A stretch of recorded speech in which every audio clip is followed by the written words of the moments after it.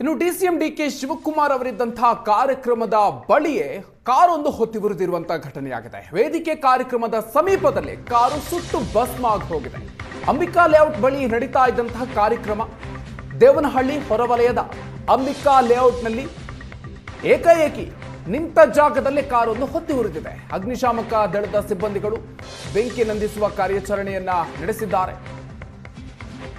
ಉಪಮುಖ್ಯಮಂತ್ರಿಗಳು ಇದ್ದಂತಹ ವೇದಿಕೆಯ ಸಮೀಪದಲ್ಲಿ ಕಾರ್ಯಕ್ರಮದ ಸಮೀಪವೇ ಕಾರು ಸುಟ್ಟು ಭಸ್ಮ ಆಗಿ ಹೋಗಿದೆ. ಅಂಬಿಕಾ ಲೇಔಟ್ ಬಳಿ ನಡೀತಾ ಇದ್ದಂತಹ ಕಾರ್ಯಕ್ರಮ ದೃಶ್ಯವನ್ನು ನೀವು ಗಮನಿಸ್ತಾ ಇದ್ದೀರಿ. ನಿಂತಿದ್ದಂತಹ ಕಾರು ಈಗ ಏಕಾಏಕಿಯಾಗಿ ಹೊತ್ತಿ ಉರಿದಿದೆ.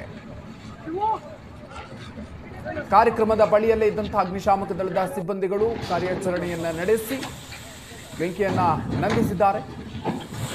ಬೆಂಗಳೂರು ವಿಮಾನ ನಿಲ್ದಾಣ ಪ್ರದೇಶ ಪ್ರಾಧಿಕಾರದ ನೂತನ ಕಚೇರಿ ಉದ್ಘಾಟನಾ ಕಾರ್ಯಕ್ರಮ ನಡೀತಾ ಇದೆ. ಡಿಸಿಎಂ ಡಿಕೆ ಶಿವಕುಮಾರ್ ಅವರು ಈ ಕಾರ್ಯಕ್ರಮದಲ್ಲಿ ಭಾಗಿಯಾಗಿದ್ದಾರೆ. ವೇದಿಕೆಯ ಸಮೀಪದಲ್ಲೇ ಕಾರ್ಯಕ್ರಮ ನಡೀತಾ ಇದ್ದಂತಹ ಸಮೀಪದಲ್ಲೇ ಈ ಘಟನೆ ಆಗಿದೆ. ಬಹುತೇಕ ಸುಟ್ಟು ಕರಕಲಾಗಿದೆ ಕಾರು. ತಕ್ಷಣವೇ ಅಲ್ಲಿದ್ದಂತಹ ಅಗ್ನಿಶಾಮಕ ದಳದ ಸಿಬ್ಬಂದಿಗಳು ಬೆಂಕಿಯನ್ನ ನಂದಿಸಿದ್ದಾರೆ.